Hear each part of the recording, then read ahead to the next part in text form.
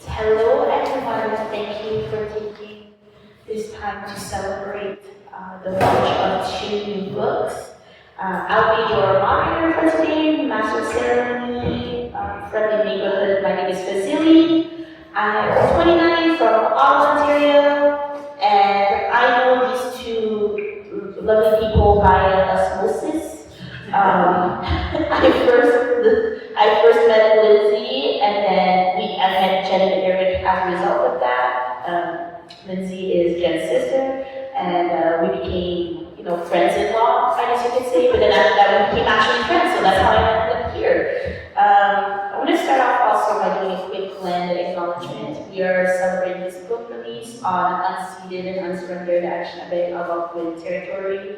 We are here celebrating storytellers while also remembering that the rights of the original storytellers of these lands have been taken. So it is important for us as authors and book enthusiasts and storytellers of all kinds to remember that the voices that we use to express ourselves, their voices have been taken for far too long, and it is not good to silence the voice of anybody. So we need to stand in solidarity with the Indigenous people at this time. Now, with that being said, telling a story or writing a story is one thing, but going through the process of writing and editing and publishing a story is a whole other feat in its own, and it's worth celebrating, and that's why we're going to celebrate the release of two books, Winging It by Jen and The Corporate Tarnish by Jen. Round of applause! So we're going to go through a quick little Q&A session, and then we're going to be, they're going to be treating us with reading excerpts from their respective books, and we'll be following with a little closing statement and refreshments. So to start off, good afternoon. You have been writing books for quite a few years now. You have now reached this milestone of publishing individually, both of you, a brand new book. Congratulations. Now that you've crossed this finish line, how are you feeling in your bodies, in your souls? How do you feel now? Panicked. I need to keep going. I have more stories to tell, and I'm going to break them. So many more stories. So Eric wants to nap, and Jen has the itch for writing some more. So I'm going to ask some questions together and a little bit individually. So let's start with Jen.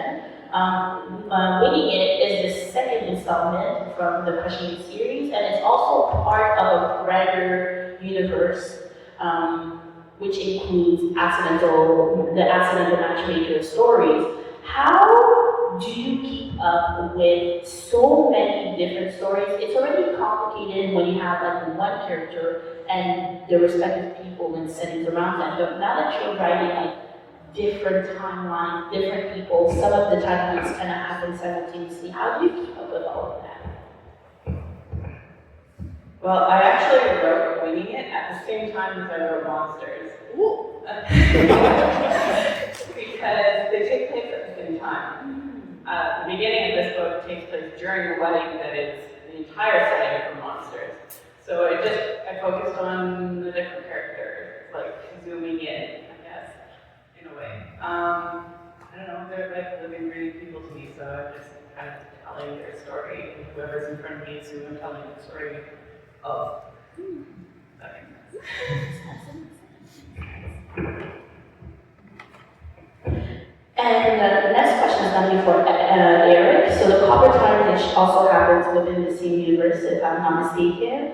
The story of a teenager who, if anybody can close their eyes and remember their senior year, the stress of knowing that you cannot leave the classroom to go to the washroom without asking for permission, while simultaneously having to make a lot of life-altering decisions. But on top of that, it's happening inside of a magical, supernatural universe, and on top of that, there's possible murder allegations, new characters who are coming in to stir in the pot. Is there, how can I say this? these type of narratives where the characters are just slightly more stressed than usual. What was the inspiration behind this particular plotline? Oh boy. Yes, I like stressing out my characters. There's an old saying, I think it was Asimov or Bradbury, that says, scare your characters into a tree and then throw rocks at them. For this book, a lot of it is inspired by my own hometown setting, and a lot of it is inspired by the movies I liked as a kid. So like the really old black and white monster movies and that kind of thing. So your hometown is stressful? Yes.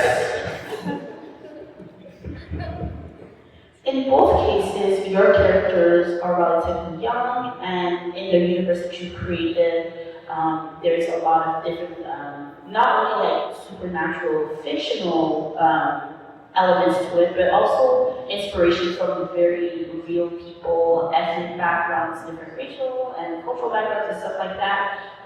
What are some advices that you have for anyone out there when writing? And the point of the question is not to say like, don't write these characters. That is not what I'm saying at all. But what I am saying is, what are some of the precautions you've taken to make sure that these people have been represented as best to your abilities while writing these stories? And this is a question for both of you. The people that, like, Beta readers? Oh, sensitivity readers. You find people who live that background and you make sure that what you did was right. But no matter how hard you try, everyone's life is different and someone might be upset. And that's something you have to be ready for. But make sure you double check, triple check, and you don't base your characters off of stereotypes. listen to other people's stories. Yeah. And you did bring up an important point that no matter what you do, there's always going to be somebody who's upset. If you've been part of any kind of like fan culture, the arguments that people are having in these subcultures, sometimes you just want to close your eyes and go to sleep. Can you think of any particular stories that, for you personally, upsets that have like that still tickle your brain to this day, even if it wasn't a really big deal in the grand scheme of things? So Parasomnia has a trans character, and I have had a very angry reaction to it. Someone accusing me of not understanding and not getting it double checked, but I had it actually beta read and edited by 2 trans people. So it's just everyone's experience is different, but they got their handles up. And I feel bad because I don't want to offend people, but it happens. Other than that, I don't think there's been much controversy, other than people missing the bus stop because they were reading.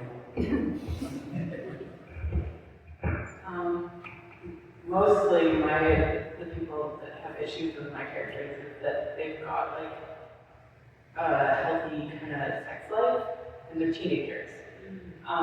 But there are books out there that show unhealthy sex lives for teenagers, and I wanted to show what a positive one looked like.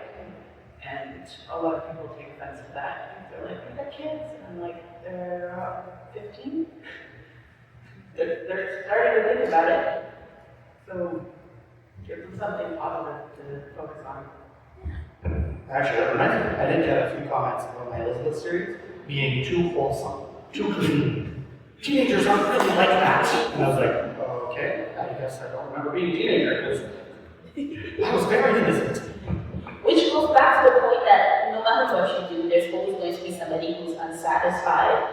But to flip on a more positive note, can you share with us like one of the happy moments or like one of the positive notes that you received that you still think back on to this day? About, even if it's not about your current books because they've been released recently, throughout your journey as authors, can you think of anything positive that people have said about your stories that you still, when things are hard, you still think back on those positive comments? After my first 2 books came out, my English teacher from high school, who had retired, contacted me and said, they were very fun. They're not my type. I prefer John Grisham, but they were very fun. And I asked him if I could name a villain name for him, but he forgot. So I got an email after that book came out. What did I do to offend you? But he's a really nice old man. He'll always email and comment. So it's nice. And continuing to read your books. Yes. I think the biggest compliment is that our daughter, who is 8, is currently reading our books. Even though they're not middle grade books, she has been devouring the Elizabeth series and plans on continuing with the rest.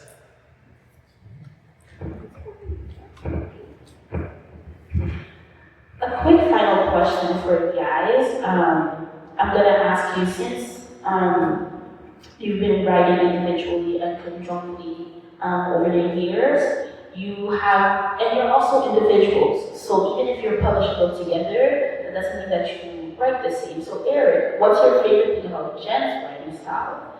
And Jen, what's your favorite thing about Eric's writing style? Oh my goodness. I tried to pick one thing. Jen's really good at making likable characters and making something really, really mundane, like going shopping for groceries, be a lot of fun. And you get to learn a lot about our characters, even in the slower parts of the story. I really like that it just feels natural to write with you. I like that if I get stuck on something, I can talk it out with you, and you don't make it feel like you take over. You just help me talk it out. Yes, it's natural. It's easy for me to slip into that, which it's a compliment.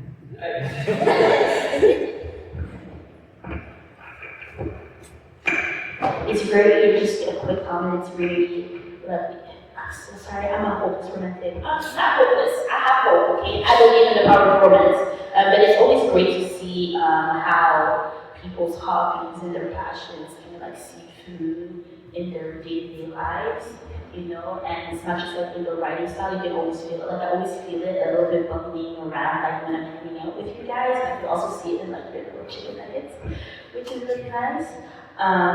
So at this stage, I'm gonna be opening up the floor to you guys, and Eric, if you don't mind, we can start with you. You have an excerpt that you'd like to read to us of your new book, The Copper Tarnish.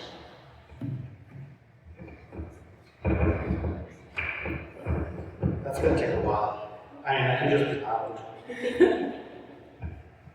I've got the wrong glasses. Wonderful. Welcome to 42. Alright, here we go. Okay, so in the story so far, the character has had some kind of weird goo sprayed into her eyes, and she's been starting to see auras. So different colored auras on different people. And she's been hanging out with a girl called Eve. I insisted on working my shift that night. Eve and Mom tried to convince me I wasn't up to it, but Eve had to help her aunt, and Mom was bringing a special delivery to the cafe in Ushka. She always wanted to bring it herself. I think she has a crush on Mona. Are you sure you're going to be okay? Mom, for the billionth time, yes, I'm literally steps away from home. And Jordan is just in the kitchen with all the sharp knives. I pointed at the door. She nodded and headed out. Poking his disheveled blonde head out from the kitchen, Jordan asked, "What happened to make her all protective?"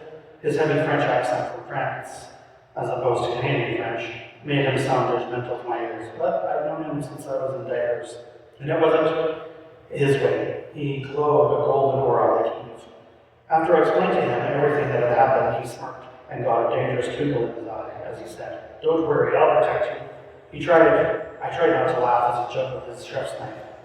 I had no doubt he was dangerous, but it was funny to see the smiling man who I passed in height at age 10 act all tough.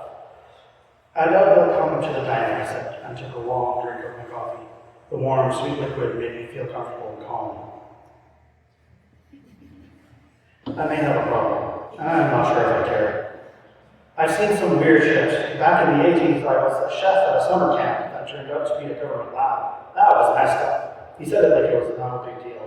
And I wasn't sure he should. I mean, was I any different? There was some sort of green eye thing taking over the senior class, and I wasn't freaking out at all. Should I be? I'm not sure. The idea that Harold, who's a government guy who came to town, and that Catherine and I were looking into things, should have made me feel like I was being taken care of. But instead, I was worried and trying to care all at once. My shift started out weird and only got worse. My first customers seemed to have picked their wardrobe off of an FBI or MID movie set. They were both in their mid-30s. She was ridiculously beautiful, with blonde hair and white skin. His nose had been broken enough times to make him rugged, but his hazel eyes were all full of puppy dog. I could see tattoos peeking out from his shirt sleeves and collar. They were vivid black on his golden brown skin. Both agents could have been retired underwear models or superheroes. She glowed blue, but it was tinged with emerald green, making her seem almost awful. It was a stark contrast from the dull green of my classmates. He glowed a bright yellow, not the golden warmth of even Jordan, but something brighter. I took their order and asked, "Is there something else I can get you?" We were wondering if you had seen anything strange in the past year or so. The man had a distinctive Eastern Ontario accent.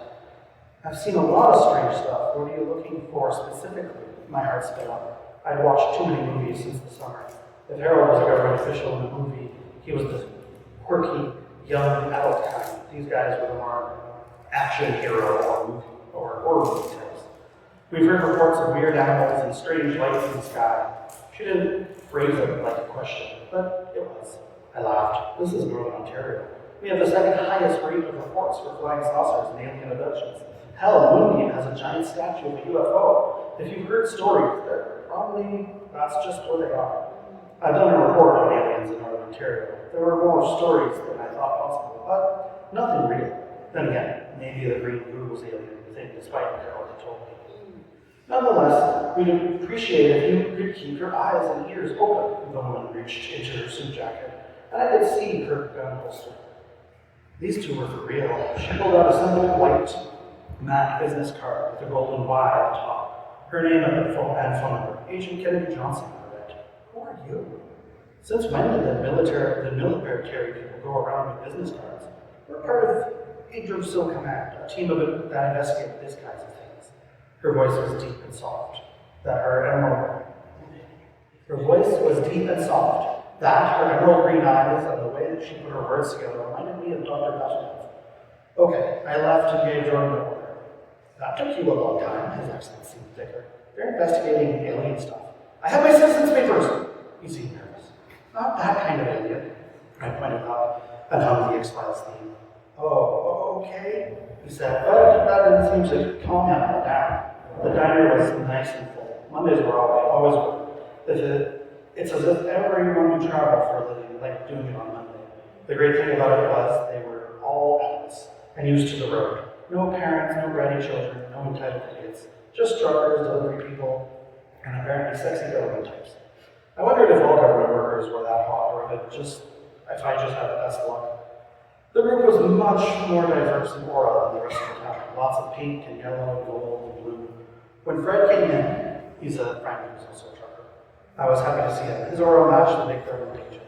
He went over to the counter and sat down with his 300 pounds weighing twice as much. "What's with the long face, Fred?" I touched his hand as I poured his usual coffee. "Reminds me about a joke about a horse," he chuckled. "The roads are really crowded. Something's going on. Way too many unmarked cars. Nothing even mentioning the checkpoints." When I came back with his order, I gestured at the two suits and said, "Those people are running checkpoints, pretending to be mad or OPP. They told me they were military. They told me that they were military," showed him the card. Swearing softly, he said, "That's what's going on? Freaking aliens." He sighed. His shoulders released tension as he relaxed and added, "Annoying, but that's not my problem." That was good to know. I was starting to expect monsters, aliens, and military everywhere. But maybe it just wasn't my problem either. "I like the glasses, very chic," he said, but he pronounced it like a baby chicken. By the time the dinner rush ended around 10, things always slowed down. Fred was making jokes with Jordan, and the two military people had finished their meal. Sitting there with their food for over 3 hours was odd. It was like they were waiting for someone. I started to clean and prepare for the next day.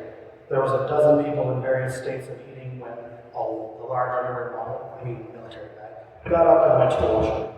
There was a weird lull in the conversation as he left, like everyone was worried he was going to report them. The silence was broken by Sergeant Penrose coming into the restaurant. His eyes reflected light like a cat's at mid-tide. I leaned against the counter to avoid falling. His entire body was blurry. Everything about his eyes, it was messing with my head. He sat across from Major Johnson and said loudly, "What are you doing here?" He leaned forward. His body language was definitely threatening. "Sergeant," she glanced at his rank in his uniform and handed him a card. "We were looking for a few dangerous fugitives. Like I told your officer earlier, we'd appreciate your cooperation." He actually growled at her and said, "This town belongs to the One. The One doesn't want you or your partner. Leave town, and if I see you again, I'll make sure you never find your fugitive." Cocking an eyebrow, the woman said, "We'll be on our way once we're done with our meal. You seem dumb to me. We haven't had pie. I love the coffee here. Can I buy you a cup?" He hissed and exited the restaurant. From behind me, the soft voice of the male military guy asked, "Something's wrong with him. Do you know what?" "Yes," I replied, trying to get my heart under my throat. He'd surprised me, and I was having all kinds of awkward thoughts about him being this close. I guess my mind would rather go horny than terrified. I don't blame it. "Could you tell me?" "You wouldn't believe me." Try me. His eyes sparkled with humor, like I'd said something funny. This close, I could see the scars on his arms and neck under his tattoos. There's a pool of green goo that seems to have infected the police and the high school seniors. I'm not sure what it is or what it wants, but they're frozen. Their catchphrases, and they call themselves One. I'm fairly certain they hate me, but I'm not sure why. It all came tumbling out. I felt both foolish and relieved to tell someone. There was something calming about the giant man. We'll look into this. Where's the pool?" I told him and asked him, "Is this alien?" He nodded at his partner, and she headed to the washroom. Smiling, he responded, "No, but if no one else is here, we might as well see what we can do." There is someone else here. An Agent Price and Lieutenant Harold from something called Helmsley. His brow furrowed, obviously annoyed. He opened his mouth as if to speak, but then, before he could, he turned his head to the door, pulled out his gun, and shot some sort of energy blast at a woman who walked in. The violence of it caught everyone except the woman by surprise. We all just stood there for a moment as the government agent and the random woman started shooting at each other. The momentary shock didn't last all too long, and all of a sudden people were screaming and throwing themselves out of the way. I just ducked. "You cannot stop us from finding her," said the woman in a choppy sort of accent. She was wearing black one-piece suit with a silver wave that went from her left ankle to her right breast. It was skin tight and extremely attractive. Her hair was loose, shoulder-length, black and frosted blue tips. "Earth is an independent planet. You have no authority here. Leave, and no one gets hurt." The big agent spoke like he knew nothing would work, but had to go through the motions anyway. "Get the hell off my planet," the female agent said as she came out of the washroom, shooting, and her blast hit the woman in the chest. She fell to the ground and looked at the agent, smirking. "We will get her, and your planet will burn." She reached into her pocket and threw a small ball behind the counter, where I was half reading, half watching. The ball peaked. "That's not good," I said. I grabbed a metal pot, put it over the wall, which I was fairly certain was a grenade or a bomb or something. Jordan ran out of the kitchen and put his hand over the pot. "I'm sorry, but your mom would kill me if I didn't do this." He gave me a sad half smile, and his hand started to glow. It spread to the bowl, and the beat accelerated. He started sweating and swore in French. I put my hand on his shoulder, and he relaxed. I should have run. I should have been afraid, but I was just numb. The bomb went off with a sound that was a little softer than the sigh we all released afterward. I heard the hum of the agent's gun before I saw it. For the second time that night, I did something on instinct. I stood between Jordan and the military. "Please, I'm just a cook, nothing special." Jordan lifted his hands. "Leave him alone," I said. My vision turned green, and I felt cold and angry. The agent put away his gun, and in an almost bored tone asked, "What are you?" "A Remithian." "But I was born in France," Jordan's voice quivered. The quiver made me angrier than I had ever been before. He said, "Get out. I don't care who you are, but get out."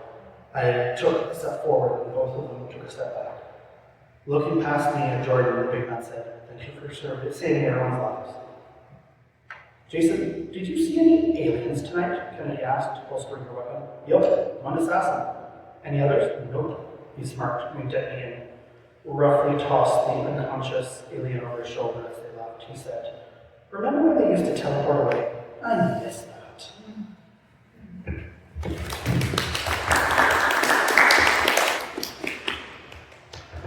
And now we're going to read, Jen's going to read an excerpt from Reading It.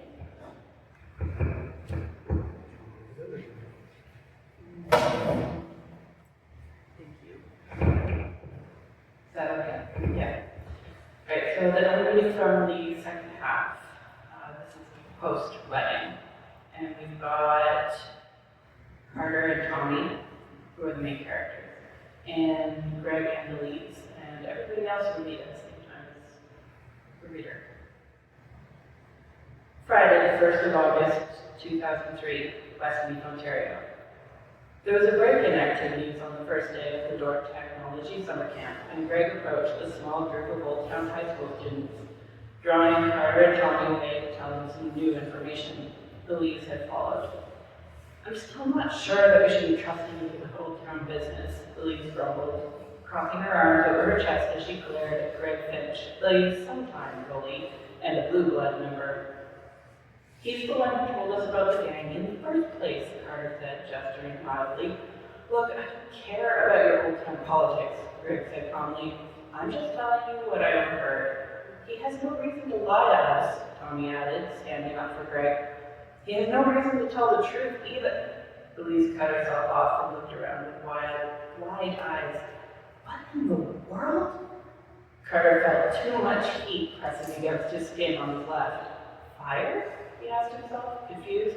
His eyes widened in alarm as he turned to see the entire wall engulfed in flames. "Go, get out!" he shouted, pushing Greg toward the door. "Find the fire alarm." Greg stopped short. "The door's gone," he said, confused. "This way," Tommy said, pulling the lower half of his shirt up over his mouth and nose. "Follow me." Carter was completely turned around as he followed Tommy out the door, which had the poor taste of being on the wrong side of the room. What? The hallway looked different, too. It was wider and didn't have any windows. People were walking quickly toward the exit, and they joined them. "Do you hear that?" Tommy asked suddenly. "No," Lily said. "Go on, I'll catch up." He continued down the hall instead of leaving with the others. Carter groaned. "Get outside, stay with Greg. I'll get Tommy," he said, and hurried after him. Tommy hadn't wandered far. He was facing a door that was closed, smoke coming from underneath it. He smiled in relief when he saw Carter. "Can you hear it now?" Carter listened intently. "Help!" The cry was weak and was coming from behind the door. "The handle's too hot to touch," Tommy said. "That means there's fire on the other side, doesn't it?" Carter frowned. "It does. And if you open the door, the fire will rush out and do more than singe us." He looked around for another solution. They were at the end of the hallway with doors on either side. He touched the one on the right and couldn't feel any heat. "Let's try this way. Maybe there's another way in." They hurried into the room, which looked like a classroom, and spotted another door at the far end. It led to a closet with no way out. "The ceiling," Tommy explained, pointing up at the drop ceiling. "Maybe we can crawl over the wall that way." "Brilliant," Carter exclaimed. He started shifting desks over to the wall, building a wide base to support the second level. Tommy was staring at a piece of paper on the wall near the door. "There's nothing in between the two rooms, so we should be able to connect no problem." "Great, come on," Carter said, climbing onto the second desk and pushing a ceiling tile out of the way. He peeked into the space. Ugh. He dropped down again. "Forgot that smoke rises. You can't go through the ceiling. Now what?" "I have no idea." "Wait." Tommy looked at the floor plan again. "What's that?" He poked at a part of the wall in the closet. "Dunno. Let's check it out." Carter ripped the paper off the wall and headed for the closet. "Should be right here where this filing cabinet is. Hang on." He bent and pushed, the heavy cabinet screeching loudly across the floor and revealing a short wooden door. "Look at this. Wonder where it leads." Tommy put his hand on the wood. Not hot. He pulled it open, and they ducked to enter a dark, low, narrow corridor full of spiderwebs. Their feet disturbed the thick dust on the wood floor, sending it puffing up into the air. Behind him, he could see a staircase leading down. Maybe there's another entrance to the next room. They hurried down the hall, bent almost double to avoid knocking their heads on the ceiling beams. Here, Tommy called back. He put his hand over the door. Warm, but not hot. Do we risk it? If we want to save the person inside, we've got to. Carter swallowed hard. There was no noise from inside the room now, other than the crackle of the fire. Smoke inhalation would have given up hope. He crossed his fingers, but it was the latter. Tommy pushed open the door and they stood back, but no fire leaked into the corridor. Hello? Tommy called, covering the lower half of his face with his shirt again and crawling into the room. Don't go too far, Carter cautioned, cocking Tommy and looking around the room. There, Tommy said, pointing to the nearest corner where a figure was huddled. Hey, you! Can you crawl this way? The person unfolded themselves and started crawling toward them. Carter breathed a sigh of relief. He kept an eye on the encroaching flames, but they were busy climbing the far wall and blackening the posters there. Then they leaped to the ceiling, quickly spreading over the tiles. We gotta go, Carter shouted. Come on! But the person collapsed onto the ground, coughing weakly. Definitely inhaled smoke, Carter thought as he crawled toward the person, who he could now see was a short woman. Get on my back, he said, turning around. She climbed on and weakly held him around his chest, resting her head on his back and coughing a little. Carter crawled back to the small door, which Tommy was holding for him. Tommy took the woman from him, cradling her in his arms. Go, Carter urged, getting to his feet in the hallway. They hurried back the way they had come. Back to the staircase, Tommy said. It's our best bet. He breathed. A crashing sound came from behind them, making Carter's blood freeze for a second. That was probably the ceiling, he thought. The stairs led them down to the corner of the kitchen. You know, I bet that's a cleaner's corridor, Tommy said as they hurried across the tiled floor.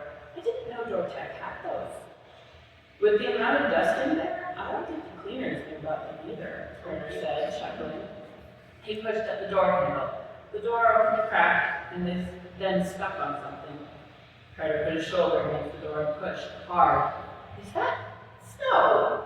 Tommy asked, incredulous, and Carter stared out the door at the snowy fields beyond. Some of the snowbank had fallen in through the door. I guess this door isn't used very often? Carter felt a little silly stating the obvious. Surprise snowstorm in August. Maybe little Chloe lost control of the powers again. Tommy nodded.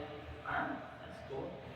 Pass her to me. You go first, and I'll follow in your footsteps, Carter suggested, and accepted the weight of the woman draping her over his back. She'd fainted at some point, and he hoped that they could get her to an ambulance quickly enough to save her. We'll go around the side of the building. Hopefully that'll help orient us, because I have no idea where we are on campus right now. Yeah, I got turned around too, Tommy admitted. He took a step into the snow, sinking up to his knee. Wow, this is uncomfortable. Wish I had a shovel. There's a shovel near the fireplace there, Carter said, pointing out. Why is there a fireplace in the Dortech kitchen? Maybe for that wood smoke taste? Tommy stomped his foot as he walked over to grab the shovel, returning quickly. Let's try this again. The snow is super fluffy and fresh. Tommy only pushed the snow to either side, so they moved quickly through the drifts, away from the building first and then circling around to the side that they agreed must be the front. Loud voices met his ears, and Carter looked up from his feet to see people huddled together against another building, staring up at the fire and shouting at each other. I saw it go that way. No, it went that way after destroying the university. My friends are in there, screamed a shrill voice that he recognized as Evie's. Hey, we're over here. Is there an ambulance? Tommy called out.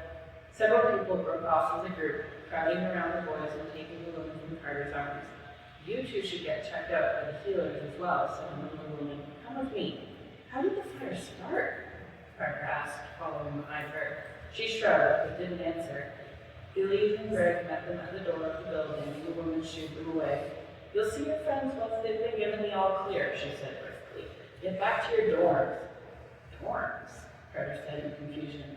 We live in Westmead and are staying at home during camp. The woman put her hand on Carter's forehead, brow furrowed. Where is Westmead? What camp? This is LM's sole university, specializing in veterinary medicine and animal husbandry. There are no camps. We're about to start midwinter exams. So now there's a new stuff heading here. Monday, the 17th of December, 1290 post Cataclysm 10 Galan. I'm sorry, I don't understand you. Are you speaking French?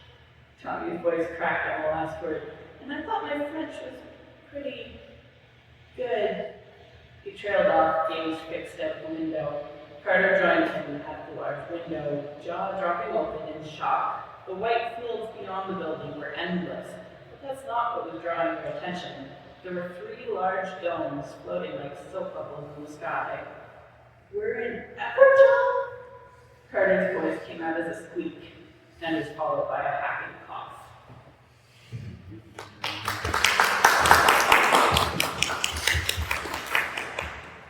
Thank you, Jen and Eric, for giving us this little treat. We're gonna open up the floor for questions. So if anybody has a question, you can raise your hand. Ask your question. Make one up. Yes, over there with the glasses in the hat. Where do your plots come from? How do you come up with what's going to happen next? So where do your plots come from? How do you come up with the ideas for your plots? Mostly the shower. I think a lot about writing in the shower. Besides that, sometimes I'll just like hear a song or watch a show and like the mood of it and build from there. Usually it comes from a character first.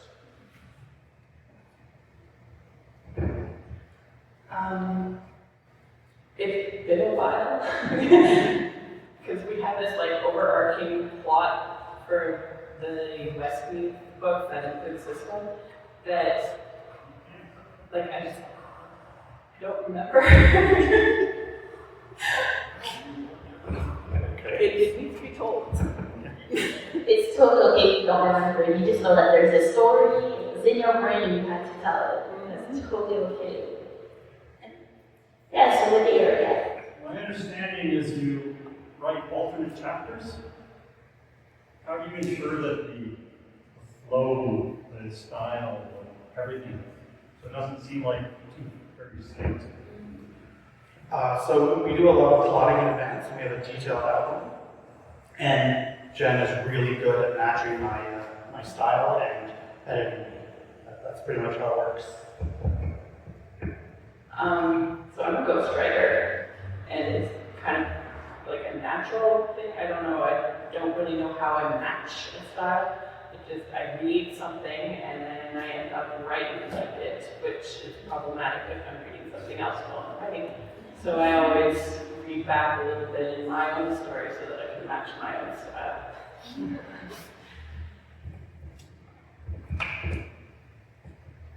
More questions? How many books have you written?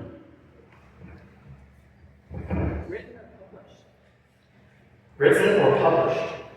Very good. Under our names, we have 12 books combined. Ooh. I have 10, Jen has 4, and 2 of those are combined. Written, we have 3 that are with publishers right now. 4. 3. Stories and yes. Okay, great. And I've written another 3 that are never going to see the light of day because they're not quite good enough. And we're both currently writers. And the pen name, my pen name has 2, and as a ghostwriter, I'm on my 9th. Which brings up another question, because you mentioned that you have some books that are never going to see the light of day, which sometimes it happens, not just with authors, even with musicians. We all know that they have like a backlog of songs in books somewhere in their archives, right? But what are the instinctive thoughts in your brains that make you think like, oh, this one I'm going to work towards making it published? Is there something in your brain that activates when you have a story idea? So when I'm working on a story idea, I have 3 thoughts. Either, yeah, this one's good, I'm going to love this one. And it eventually goes to hate, and then love and hate. time. One of the books that I've written that I'm never going to publish is just, it was my first book, and it reads like a D&D session, and it's not that great. Another one is a little too personal. It makes me cry every time I read it, so I just want to edit it. And there's a few story ideas that I have where I think, I'm a better writer already than this. Not to brag, but I published everything I've written. And sometimes you need to brag. Yes, brag. That's the question. Yeah, how do you manage to find the time or the discipline to work through it? Get it? Any tips or advice on discipline? Write when you can. Sometimes I'm extremely disciplined. It's easier when I'm writing with Jen, because then I know I have an audience that's waiting to read the next chapter. But this book was started in November 2016 and was finished in 2024. So it took a long time. I wrote other books in between, and I'm writing a book now that should be finished, but I'm only 4 chapters in, so life happens. Write when you can, and as often as you can, and don't beat yourself up for not writing. The conditions are never going to be perfect, so you just have to make them as perfect as you can. The best way for my brain to write is when I'm on a treadmill. So I have a desk set up on a treadmill, and the monitor is hooked up to the wall so it doesn't bounce with my walking. And I do 15-minute bursts, and I get 500 words each time. So that's how I get that done. Which is a problem when I wrote, but I do a lot of writing after the kids are in bed. Yes, question. How did you become writers? So, back in 2008, a friend of mine asked me to read his book. And I read it and made edits and stuff. And then after I was done, I didn't tell him this, but I thought, I can do this. I should do this. And I had just lost my mom at the time, who had written a lot of short stories that never got published. So I was like, I'm going to do this. I can do this. And I just kept writing. I started with something called NaNoWriMo, or the National Novel Writing Month, which is where you're challenged to write 50,000 words in a month. The organization itself is now having issues because politics and bad tactics. But the challenge helped me learn how to structure and write layouts and stuff. But one thing that really helped was the writers community in Ottawa. We met some friends who were writers, and then we went to CanCon, which is the Ottawa Canadian Science Fiction and Fantasy Convention, and it was a very supportive and good time. I started writing fanfic 2008, I guess, and it was just such a positive experience. Fan spaces can be very positive, they can also be very toxic, but in my experience, I've had a very positive experience. And people like my writing, and eventually Eric asked me to co-write a book with him, and it took us 2.5 months to write 100,000 words, and I didn't stop. So it's your fault. Yay. So I had a story that I wanted to tell, the Assassins, Accidental Matchmakers, but I wanted to be able to tell it with Jen's character, which she had played in a D&D game a decade before. So I asked her if she wanted to write with me, because her fanfiction was great. I didn't know why she didn't want to write anything original. Yeah. So some people baked bread during the pandemic. We wrote a book. 6. Yeah, 6. Well, 6 books during the pandemic. It was a long pandemic. Yeah. Here. Do you guys ever fight over where the story's going or your characters, and do you use that to inspire your writing? Good question. And if you don't fight about that specifically, is there any elements in the storytelling that you guys seem to like hit on? I think the only time that we've thought about something is if we both visualize a scene in a different way. And then it's like, but it has to be this way. No, it has to be this way. So we like take a step back and we discuss how it would be better, where we go from both points of view and how we can incorporate them both. Yeah, that's mostly like physical spaces. Like the biggest fights we've had are on the floor plan of the house where the characters live. There's stairs. They're on the left. There's lots Yes. Beside that, there are times where it's mostly one of us thinks something's supposed to go this way and didn't tell the other.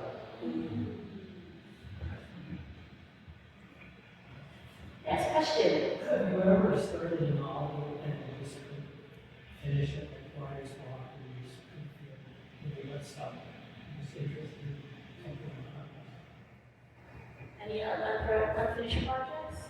Yes, plenty. Before I finished a book, I think I had 4 starting drafts. I was doing the thing where I was reading the book and going, I want to write this. So I wrote the same thing, almost, the same feel, and it wasn't me, and it wasn't going anywhere, and I got bored. Now, usually if I start getting to the point where I'm like, this isn't exciting anymore, I'll throw in an assassin or time travel. The only unfinished drafts I've got are the ones I'm working on. Sorry. Jen's on top of her game, okay? She said, no time to play, I gotta write the story. No time. If I'm going to start a project, I'm going to finish it because I don't have time I have too many stories to tell. I have to pick my favorites. So I will do a thing where if I'm thinking of writing a novel, I'll write 1,000 words at the beginning of the novel as sort of like a rough draft of what I would like to do. And if proof of concept. If it still grabs me, then I'll probably go back to that later. I have got like a dozen of them on my blog. Any more questions? Yes, go ahead. What advice would you give to someone who is, say, wanting to do, publishing, or wanting to write, or wanting to tell a story?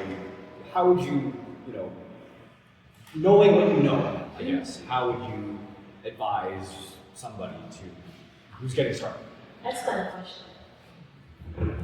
I mean, I can give you the cliched answers of always make sure the money's flowing to the author. If anyone's asking you to pay them to publish your book, then they're probably not up and up. Read a lot, especially in the genre you're writing or something adjacent. Hang out with other writers, it's really encouraging. And don't give up. It might suck the first time, but you can always fix it later. Your first draft is just a first draft. It does not have to be perfect. It shouldn't be perfect, which is really, really, really hard for a perfectionist to hear. But yeah, once you get the words down, then you can fiddle with them. But if they're not down, there's nothing for you to edit.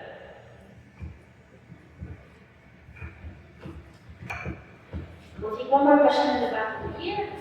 How different are your books from the first draft to the published copy?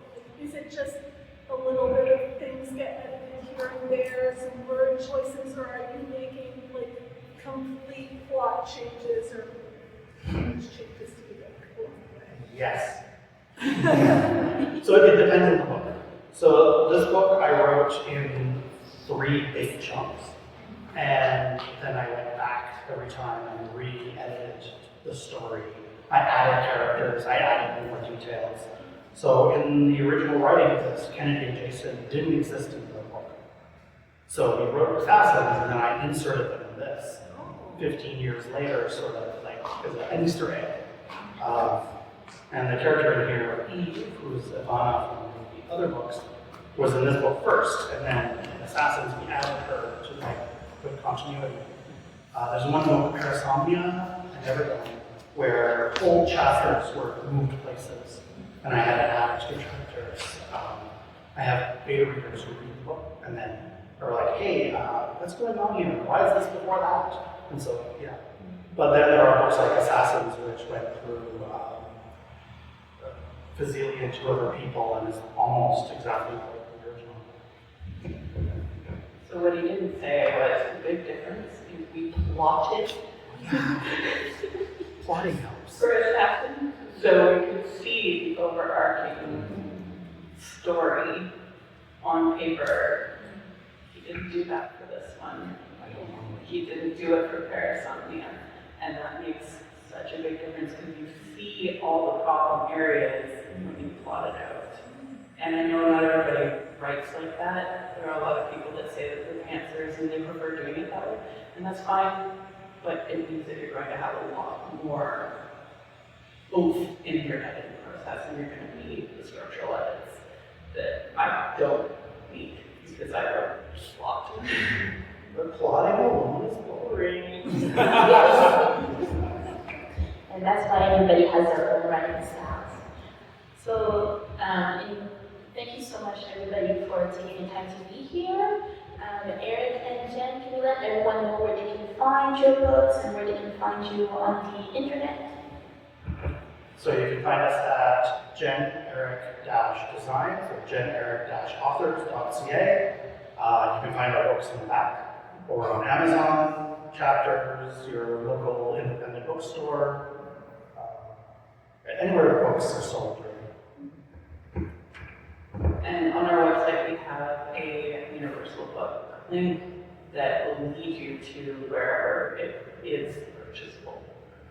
And bonus features. There are also bonus features, there's a timeline, there's short stories, yeah, our blog has been around since 2013, so we have a lot on there. So round of applause for Jen and